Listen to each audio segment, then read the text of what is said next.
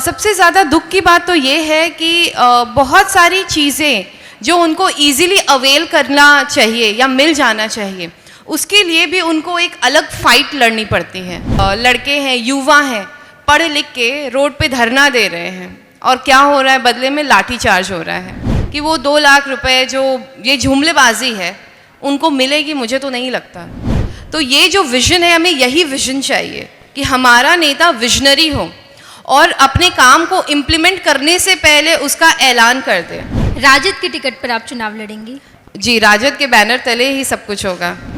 देखिए, सबसे पहले तो जो कच्ची सड़कें हैं वहाँ पक्की सड़कें बननी चाहिए और उसको मुख्य सड़क से जोड़ने का काम होना चाहिए। बांध का प्रॉपर रिपेयरिंग होना चाहिए।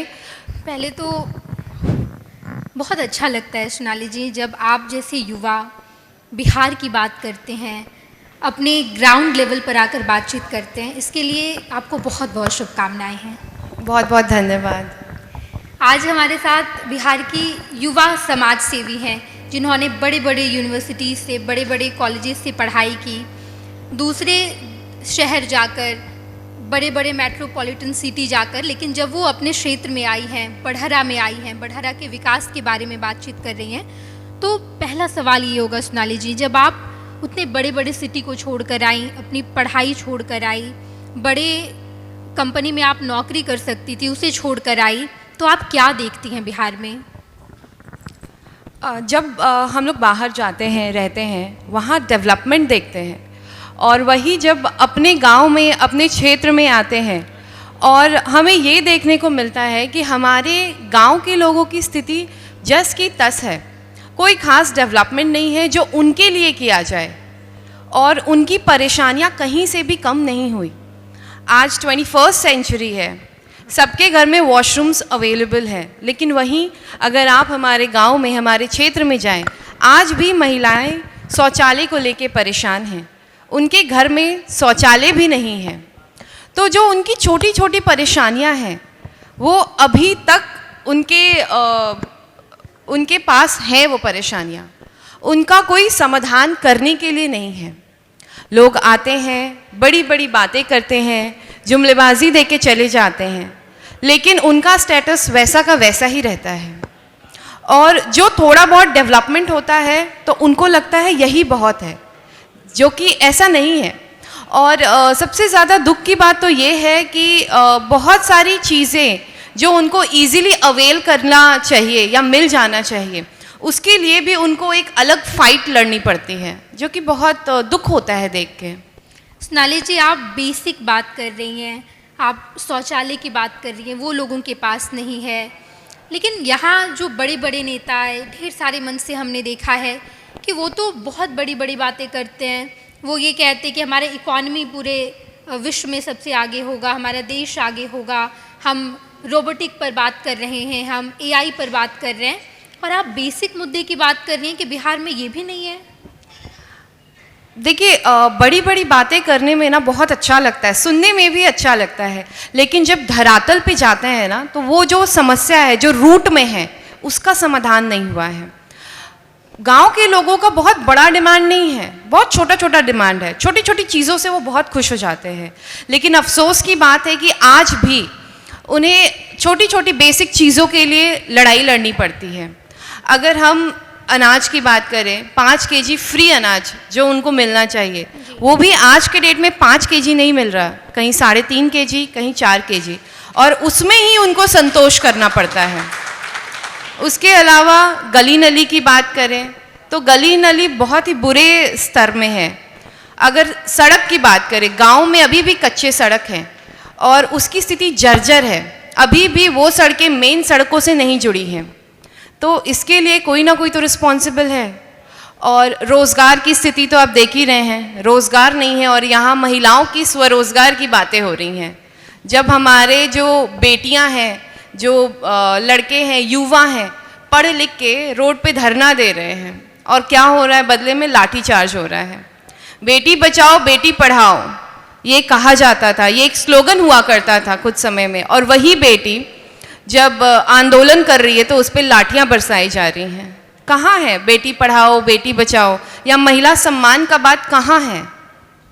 बिल्कुल सोनाली जी, हम जब बड़े बड़े मंच से ये सुनते हैं कि नेता बहुत बड़ी बड़ी बातें कर रहे हैं और आप बहुत बेसिक मुद्दे पर कह रही हैं कि बातें तो वो बड़ी बड़ी कर रहे हैं, लेकिन जब हम ग्राउंड पर जाते हैं तो हम देखते हैं कि बेसिक चीज़ें जो जीवन जीने के लिए होती है, मूलभूत सुविधाएं, वो तक लोगों के पास नहीं है।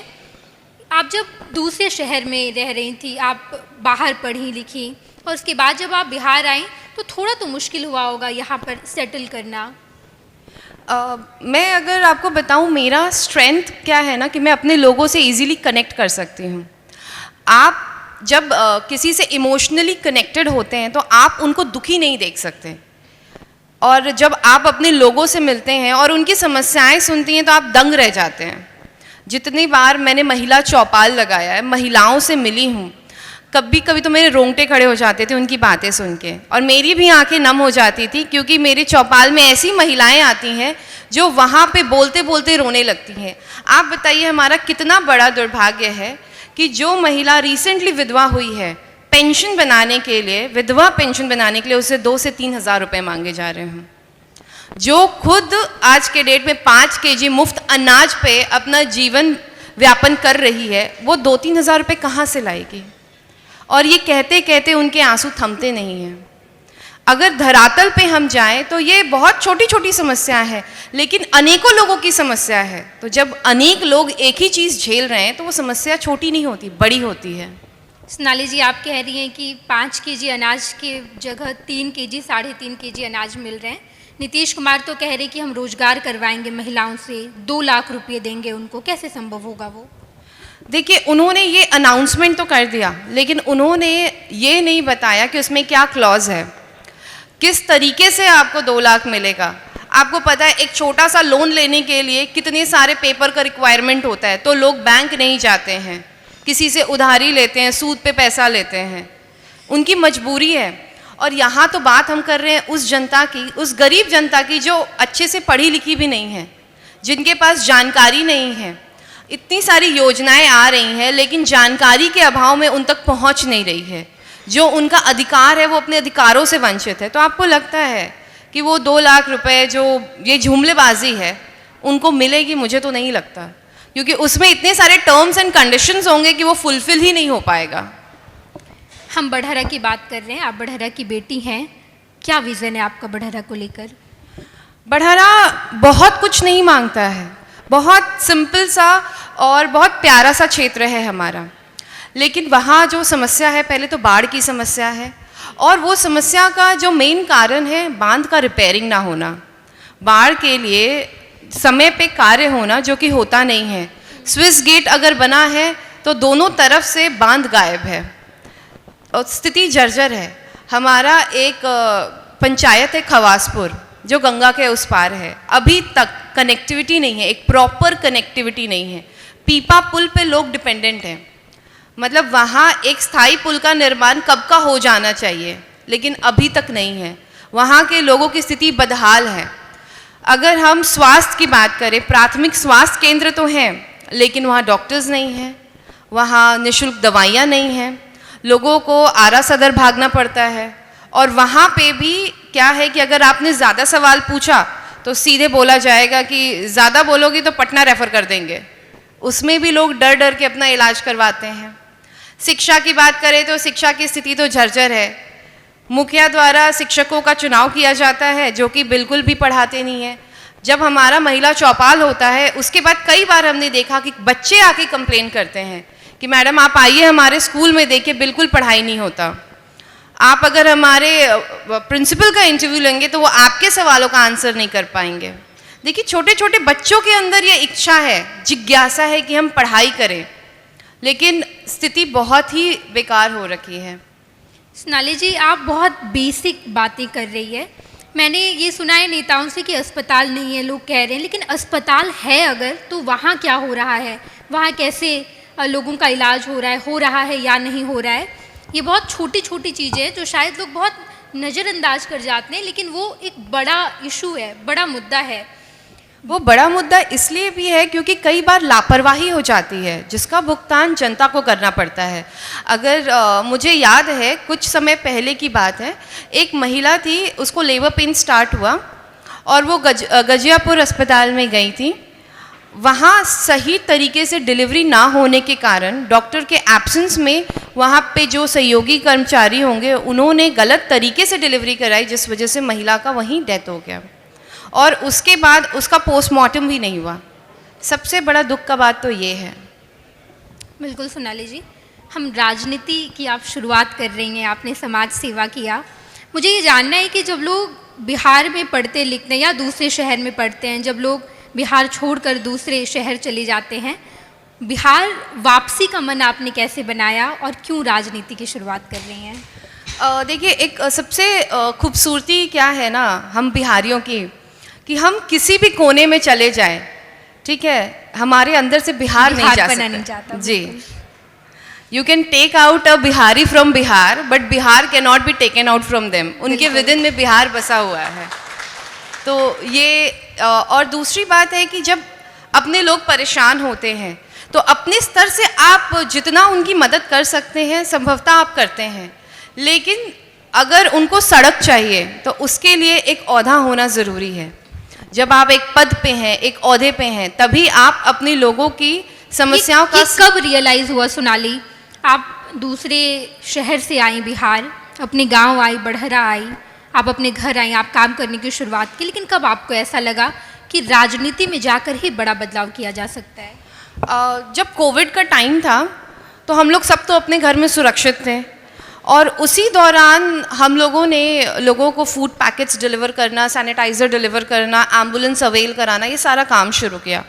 उसके बाद बहुत सारे लोगों को हमने मार्च करते हुए देखा बिहार की तरफ, जहाँ उनको कोई सुविधा नहीं दी गई थी कि वो किस तरह से अपने घर को वापस लौटें।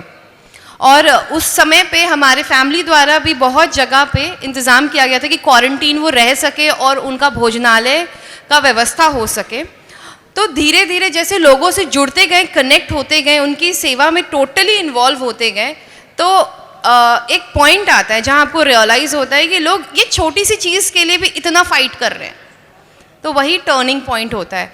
उसके साथ साथ मैं आपको बताना चाहूँगी कि मेरे दादाजी स्वर्गीय राम वल्लभ प्रसाद सिंह जी, वो भी बहुत सामाजिक आदमी थे। समाज से उनका एक अलग लेवल का जुड़ाव था। निस्वार्थ भाव से समाज के लिए उन्होंने कार्य किया है। वो चाहे स्कूल का निर्माण हो, फिर उसको सरकारी मान्यता दिलवाना हो, हॉस्पिटल्स के लिए आंदोलन करना हो, लोगों को खेल के लिए बच्चों को प्रोत्साहित करना हो, ये सारा कार्य हमने हमेशा अपने घर में देखा है। हमारे घर में एक बैठकी लगती थी जहाँ लोगों की समस्याएं सुनी जाती थी, जबकि वो किसी पद पे नहीं थे, फिर भी अपने स्तर से उनकी मदद करने की कोशिश करते थे। और वहीं हमने अपने पिताजी को भी देखा है कि एक तो वो समाज सेवी हैं, प्लस वो बिजनेसमैन भी हैं, तो बहुत सारे लोगों को रोज़गार देने का काम किया उन्होंने। साथ ही साथ गांव में मंदिर का निर्माण कराना हो, यज्ञ करवाना हो, ये सब चीज़ में बहुत एक्टिवली पार्टिसिपेट करते थे और उनके पास भी लोग अपनी समस्याएं लेके आते थे। तो शुरू से हमने ये चीज़ को देखा और फिर एक पॉइंट आता है, लोगों की मदद करते करते आप अपना मन बना लेते हैं कि नहीं, अब तो इसमें लग जाना है डेडिकेशन के साथ। तो बस वहीं से शुरुआत हो गई। बिल्कुल सोनाली, आप लगी हुई हैं। आज जो हमें जितने लोग सुन रहे होंगे, आपको सुन रहे होंगे, जो युवा हैं वो इंस्पायर हो रहे होंगे आपसे, उन्हें ये बताइए कि जब आप लग्जरी लाइफ छोड़ के आती हैं, दूसरे शहर से आती हैं, क्या मिलता है बिहार आकर? सुकून। जब आप लोगों की मदद करते हैं और वो जो ब्लेसिंग्स आपको मिलती है ना, आप उसको फील कर सकते हैं। बहुत बार जब दादी नानी बूढ़ी बूढ़ी आती हैं, बोलती हैं, सिर पे हाथ रख के बनल रह बबी, तो लिटरली ऐसा लगता है वो एनर्जी डायरेक्ट ट्रांसफॉर्म हुआ है। और बहुत खुशी मिलता है जब आप किसी का काम करवा देते हैं और वो काम हो जाता है। वो चाहे राशन कार्ड बनवाना हो, पेंशन बनवाना हो, या किसी के घर बिजली नहीं आ रही है, आपके एक कॉल करने से उनके इलाके में बिजली आ जाए, और वो जब बहुत अपना ग्रैटिट्यूड एक्सप्रेस करते हैं ना, तो बहुत सुकून मिलता है। हम देख रहे हैं कि आप क्षेत्र में काम कर रही हैं। तेजस्वी जी की विचारधारा से आप बहुत वाकिफ़ रखती हैं, बहुत समर्थन करती हैं। जी, हमें तेजस्वी जी की बातें बहुत अच्छी लगती हैं। खास करके वो एक बहुत विजनरी नेता हैं। अगर आप देखें तो चुनाव से काफ़ी पहले ही उन्होंने अपने योजनाओं का ऐलान कर दिया। तो ये जो विज़न है, हमें यही विज़न चाहिए कि हमारा नेता विजनरी हो और अपने काम को इम्प्लीमेंट करने से पहले उसका ऐलान कर दे। और अगर आप देखें तो जो हमारी सरकार है, जो भी प्रेजेंट सरकार है, उन्होंने उन योजनाओं को बस कॉपी करने का काम किया है और वो भी पूरी तरह से कॉपी नहीं हो पाई है। चुनाव लड़ेंगे इस बार आप बड़हरा से? अगर नेता चाहे और जनता चाहे तो बिल्कुल। राजद के टिकट पर? जी, राजद के टिकट पर आप चुनाव लड़ेंगी? जी, राजद के बैनर तले ही सब कुछ होगा। क्या विजन है इस बार बड़हरा में?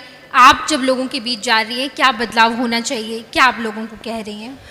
सबसे इम्पॉर्टेंट चीज़ तो ये है, जब जनता के बीच में जाते हैं तो जनता खुद मांग करती है कि इस बार बदलाव होना चाहिए। आप मुझे गिनाइए ना, ये काम नहीं हुआ है, ये काम होना चाहिए। देखिए, सबसे पहले तो जो कच्ची सड़कें हैं वहाँ पक्की सड़कें बननी चाहिए और उसको मुख्य सड़क से जोड़ने का काम होना चाहिए। बांध का प्रॉपर रिपेयरिंग होना चाहिए। स्कूल में एक अच्छा एडमिनिस्ट्रेटिव जो टीचर्स का बीपीएससी के थ्रू जो टीचर्स आते हैं उनको मौका मिलना चाहिए बच्चों को पढ़ाने के लिए। शिक्षा व्यवस्था अच्छी होनी चाहिए। स्वास्थ्य केंद्र जो है वहाँ पे डॉक्टर्स अवेलेबल होने चाहिए। अभी नहीं है वहाँ डॉक्टर्स? कभी रहते हैं, कभी नहीं रहते हैं।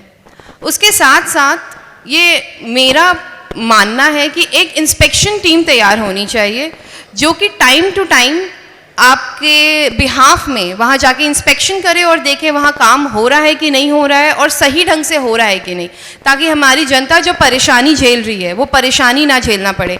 उसके साथ साथ मैं ये भी कहना चाहूँगी कि आजकल भ्रष्टाचार अपने चरम सीमा पे है।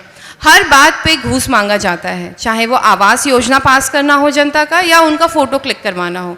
इन चीज़ों पे मुझे लगता है कि बंदी होनी चाहिए, क्योंकि हमारी जनता इससे ज़्यादा परेशान है।